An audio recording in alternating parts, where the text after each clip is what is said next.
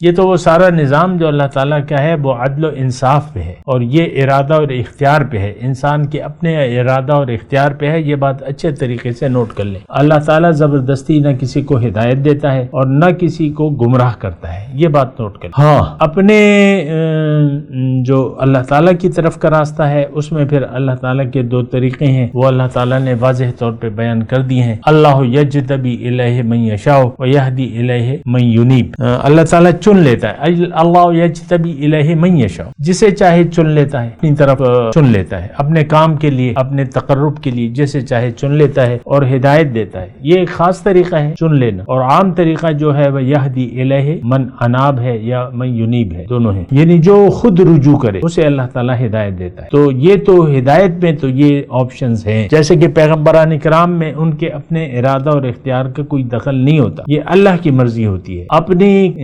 ہمیں مشہور ہے کہ پیغمبری جو ہے وہ کسب سے نہیں ملتی، محنت سے آپ جتنی بھی محنت کریں گے پیغمبری اور رسالت، ابھی تو خیر ختم نبوت ہو گئی ہے لیکن پہلے بھی یہ تھا کہ اللہ تعالیٰ کا یہ چناؤ تھا۔